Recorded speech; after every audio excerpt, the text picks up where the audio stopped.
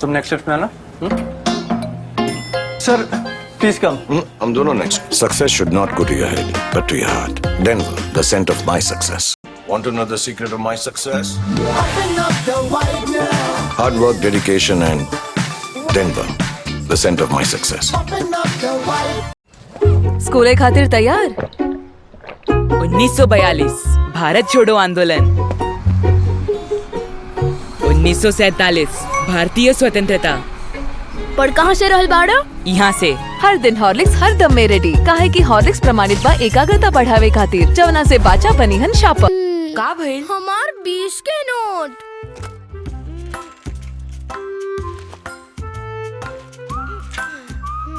Thank you. My Sahil हमार 20 रुपया बचा देला। अच्छा, बाकी री दाग निकालल इजी बा। सर्फ एक्सेल इजी वॉश के फर्स्ट क्लास सफाई 20 रुपया में।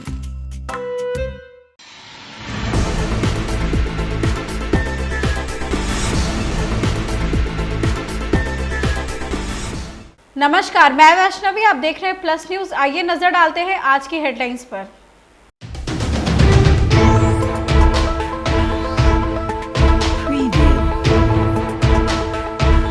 लोकसभा में वक्फ संशोधन विधेयक पेश किया गया।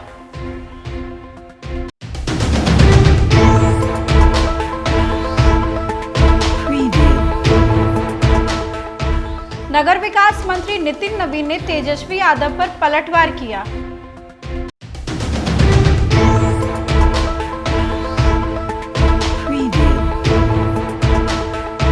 मलेरिया मुक्त बिहार के लिए कार्यशाला का आयोजन किया गया।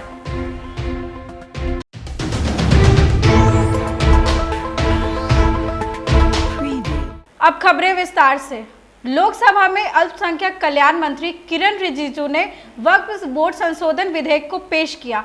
हालांकि विधेयक को मुसलमान विरोधी बताकर कई विपक्षी सदस्यों ने केंद्र सरकार पर जोरदार हमला बोला। वहीं मोदी सरकार के फैसले का बचाव करते हुए केंद्रीय मंत्री और बिहार के मुंगेर से सांसद ललन सिंह ने अपनी बात रखी। उन्होंने कहा कि यह बिल मुसलमान विरोधी नहीं है, यह कानून पारदर्शिता लाने के लिए बनाया जा रहा है।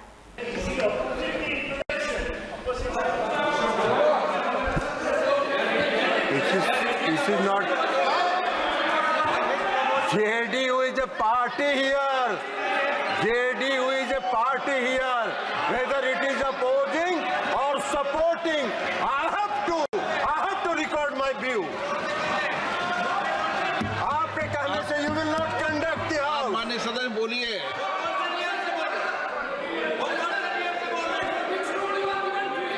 अध्यक्ष महोदय, कई माननीय सदस्यों की बात सुनने से ऐसा लग रहा है जैसे यह जो संशोधन लाया गया वक्फ बोर्ड के कानून में यह मुसलमान विरोधी है। कहां से ये मुसलमान विरोधी है? कौन सा इसका कानून मुसलमान विरोधी बताता है? यहाँ उदाहरण दिया जा रहा है कि अयोध्या की मंदिर गुरुबाई, अरे मंदिर और संस्था में अगर अंतर आपको नहीं समझ में आ रहा है तो आप कौन सा तर्क खोज रहे हैं? अरे ये मंदिर नहीं है, आपके मस्जिद को छेड़छाड़ करने का प्रयास नहीं किया जा रहा है। यह एक कानून से बना हुआ संस्था है। उस संस्था को पारदर्शी बनाने के लिए कानून बनाया जा रहा है। पारदर्शिता होना चाहिए। कोई निरंकुश संस्था कोई भी कानून से, वक्फ बोर्ड कैसे बना? वक्फ बोर्ड किसी कानून से बना है, और कानून से बना हुआ कोई भी संस्था अगर निरंकुश होगा तो उसमें पारदर्शिता लाने के लिए सरकार को हक है, अधिकार है कानून बनाने का। बिहार सरकार में नगर विकास मंत्री नितिन नवीन ने तेजस्वी यादव को लेकर अपना बयान दिया। उन्होंने तेजस्वी पर पलटवार करते हुए कहा कि तेजस्वी द्वारा दिए गए बयान से मुझे डर नहीं लगता है, बल्कि ईडी की चार्जशीट से तेजस्वी को डर लग रहा है। तेजस्वी खुद बिहार के लिए एक बड़ी समस्या है। 16-18 महीने आप मंत्री रहे, एक विभाग की सूद नहीं ली। विभाग में क्या समस्या है जो जनता के सरोकार के लिए हो सकती हैं, उसकी आपने कभी चर्चा नहीं की। मैं 2 विभाग का मंत्री रहा हूं, मैं भी पथ निर्माण में पहले और अभी नगर विकास में। पूरे विभाग में मैंने पता किया, कभी तेजस्वी यादव ने समीक्षा तक नहीं की। आज कौन सी जनता की समस्या सुनेंगे? राजनीति रोटी सेकने चल रहे हैं। करिए यात्रा। पहले भी आपने 280 से अधिक हवाई यात्रा की, क्या मिला? सिंगल डिजिट में आए और फिर सिंगल डिजिट में आइएगा। इसलिए रात की नींद उठती है, डर तो लगता है, क्योंकि उनके इंडिया अलायंस के लोग तो बोलते हैं कि रात की नींद नहीं आ रही है। तो मैं तो यही मानता हूँ कि ये एक ऐसा खेल है जिसको खेला आप ही ने है, तो डर तो आपको लगना वाजिब है। लेकिन आप कह रहे हैं कि डर नहीं लगता है, क्यों नहीं डर लगता है? क्योंकि आप ये दर्शाना चाह रहे हैं कि आपको डर नहीं लग रहा, लेकिन अंदर से आप खुद डरे हुए हैं। और भ्रष्टाचार में जिस प्रकार से आपने जॉब फॉर ज़मीन घोटाला किया, आपके पिताजी और आपके पार्टी के लोगों ने चारा घोटाला से लेकर हर घोटाला किया, आज आपका पूरा परिवार चार्जशीटेड है। आपको तो शर्म आनी चाहिए कि किस प्रकार से एक राजनीतिक परिवार के व्यक्ति, जिस प्रकार से आज पूरे राज्य में आप मुख्यमंत्री रहे और ये रहे, अन्य पदों पर रहे, आज पूरा परिवार करप्शन में डूबा हुआ है। इसके लिए आपको शर्म के बजाय आप कह रहे हैं कि मैं निडर हूँ। ऐसा निडर भगवान मालिक है ऐसे निडर व्यक्ति का, जो भ्रष्टाचार करके कहता है कि मैं निडर हूँ। राज्य सरकार फलेरिया मुक्त बिहार के लिए रणनीति के तहत कार्य कर रही है। इसी क्रम में फलेरिया उन्मूलन कार्यक्रम के संबंध में मीडिया की सक्रिय और महत्वपूर्ण भूमिका पर चर्चा करने के लिए चिकित्सा एवं स्वास्थ्य विभाग सहित अन्य सहयोगी संस्थाओं द्वारा मीडिया कार्यशाला का आयोजन किया गया। इस अवसर पर डॉक्टर परमेश्वर प्रसाद ने कहा कि आगामी 10 अगस्त से राज्य के 13 जिलों में मास ड्रग एडमिनिस्ट्रेशन कार्यक्रम शुरू किया जाएगा, जिसमें लगभग 3.5 करोड़ लोगों को फलेरिया रोधी दवाई खिलाई जाएगी। ये मास ड्रग एडमिनिस्ट्रेशन का प्रोग्राम है फलेरिया की रोकथाम के लिए, बचाव के लिए। इस कार्यक्रम में हम लोग 2 साल से ऊपर के सभी लोगों को फलेरिया रोधी दवाएं खिलाई जाती है। घर घर जाके हमारी आशा बहनें, स्वास्थ्यकर्मी दवा खिलाते हैं। सभी लोगों को दवा खाना है। उसमें कुछ जिलों में 2 तरह की दवाएं हैं, कुछ जिलों में 3 तरह की दवाएं हैं। ये 10 अगस्त से प्रोग्राम शुरू होना है। 8 जिलों में 2 तरह की दवाएं हैं, 5 जिलों में 3 तरह की दवाएं हैं।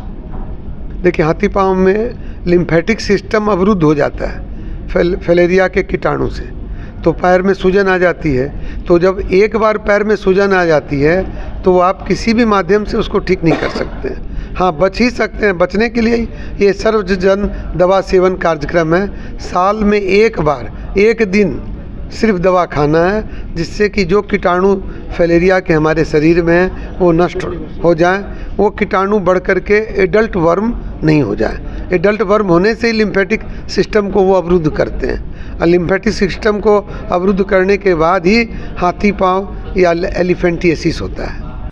पटना सिटी में छोटा सा प्रयास संस्था के द्वारा कंगन घाट मरीन ड्राइव में 5वें चरण में हरियाली मिशन के तहत नीम के पौधारोपण किया गया। पौधारोपण कार्य में मुख्य सहयोगी के रूप में पटना सिटी शाखा की महेश्वरी महिला समाज अध्यक्ष आरती राठी ने बढ़ चढ़कर हिस्सा लिया। इस मौके पर पर्यावरण मंत्री सुभाष कुमार ने कहा कि पेड़ ही जीवन है। बता दें कि पौधारोपण के लिए सामाजिक जागरूकता पैदा करने के उद्देश्य से संस्था 8 वर्षों से लगातार पर्यावरण संरक्षण पर कार्य कर रही है।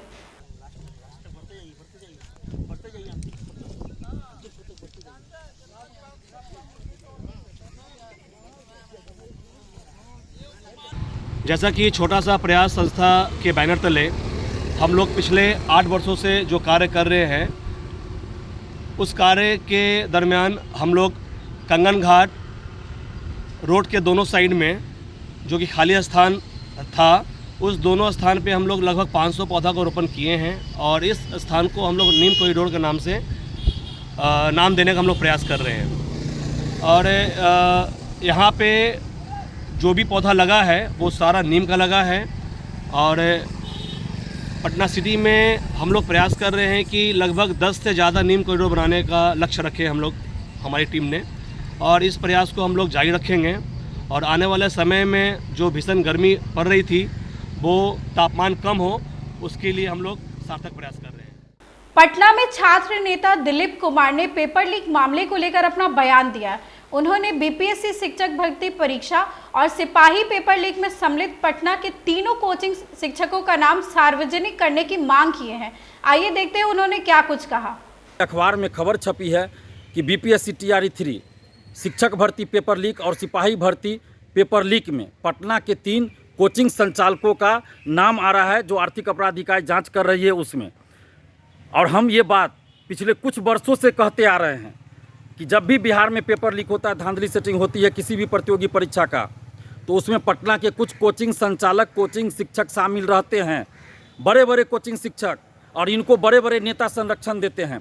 बीपीएससी टीआरई 3 का भी जब पेपर लीक हुआ 15 मार्च को, तो हम 16 मार्च से चिल्ला चिल्ला कर कह रहे थे कि पटना के कुछ कोचिंग शिक्षक पेपर लीक में संलिप्त है, जिन्होंने स्टूडेंट्स प्रोवाइड किया है, दलालों सेटरों से मिलकर, परीक्षा माफियाओं, शिक्षा माफियाओं से मिलकर ये पटना के कुछ कोचिंग शिक्षक पेपर लीक और धांधली सेटिंग में संलिप्त रहते हैं और अपने कोचिंग के स्टूडेंट्स को सेटरों से मिलवाते हैं और इसके बदले इनको पैसा मिलता है। जब रिजल्ट हो जाता है तो बड़ा बड़ा हैंडबिल पंपलेट छपवाएंगे, कहेंगे मेरे कोचिंग से इतना लोग पास किया है।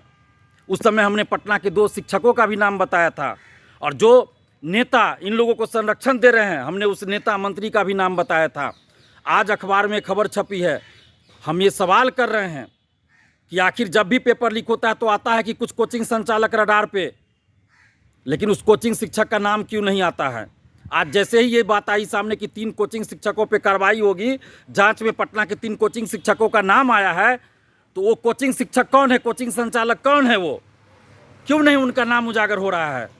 आखिर बिहार के लाखों अभ्यर्थियों, लाखों छात्र छात्राओं के भविष्य से खिलवाड़ हो रहा है, उनके ज़िंदगी से खिलवाड़ हो रहा है, और ये पटना के कौन है वो 3 कोचिंग शिक्षक, कोचिंग संचालक, उनका नाम क्यों नहीं सार्वजनिक किया जा रहा है।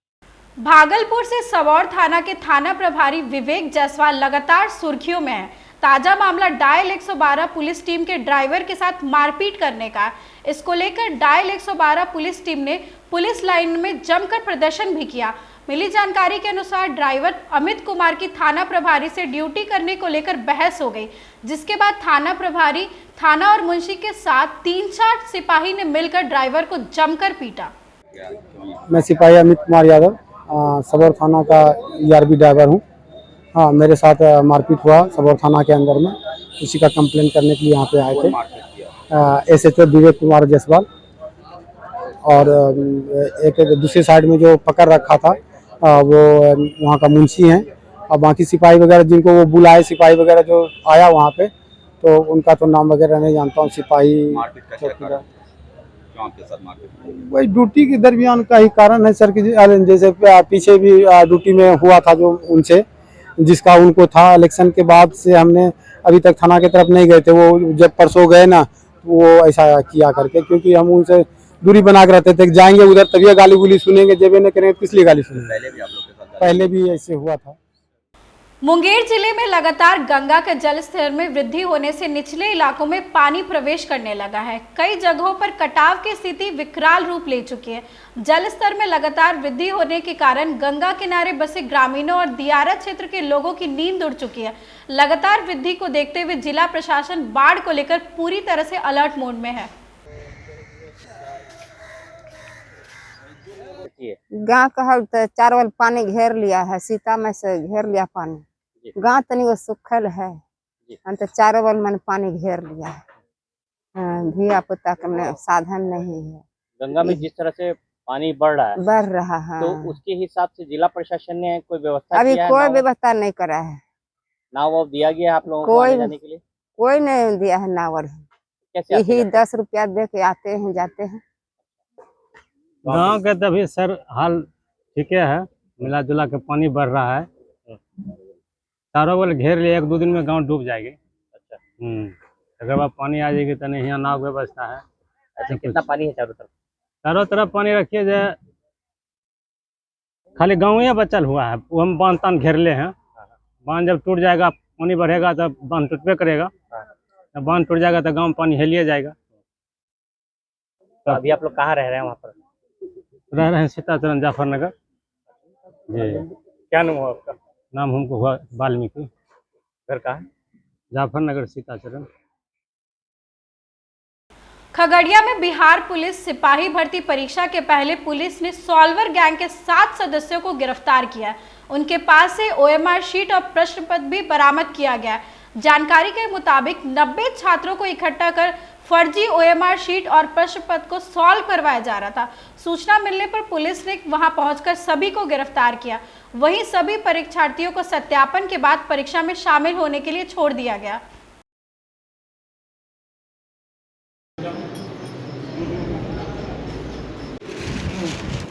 क्या है वो वार्षिक निकल इसका? हमारे हम सीट सब रखी है, सबके पॉलिथीन में कीजिए।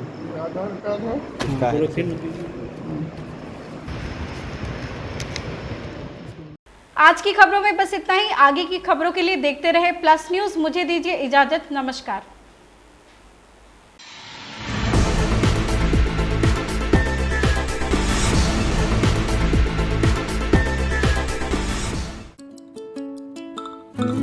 आज तो लेट नाइट पक्की, 4 और ऑर्डर्स। ओह नो, डिलीवरी वाले को भी आज ही छुट्टी लेनी थी। तो तू किचन देख, डिलीवरीज मैं कर दूंगी। पीरियड्स में भूल गई। हाँ समझ लो पीरियड्स भूल ही गई। क्योंकि स्टे फ्री सिक्योर एक्सेल की लीक लॉक टेक्नोलॉजी दे 12 घंटों तक protection. Stayfree secure XL, दिल तुम्हारे साथ चलेगा। सोना सिर्फ गहना नहीं होता, कभी परंपराओं का प्रतीक, कभी पुश्तैनी पहचान, तो कभी प्यारी सी याद होती है। लाइफ में आगे बढ़ने के लिए उसी सोने से गोल्ड लोन लेने का फैसला समझदारी का होता है। मुथूट फाइनेंस ये बात समझते हैं, इसीलिए वो ईमानदारी, सच्चाई और आपके विश्वास को सबसे बढ़कर मानते हैं। दूसरा कोई करे या ना करे, मुथूट फाइनेंस ने सदियों से इस भरोसे को कायम रखा है और हमेशा रखेंगे। मुथूट फाइनेंस, सदियों का भरोसा हमेशा के लिए। इंडिया का number 1 most trusted financial services brand. तो गोल्ड लोन के लिए कॉल करें 1-800-313-1212।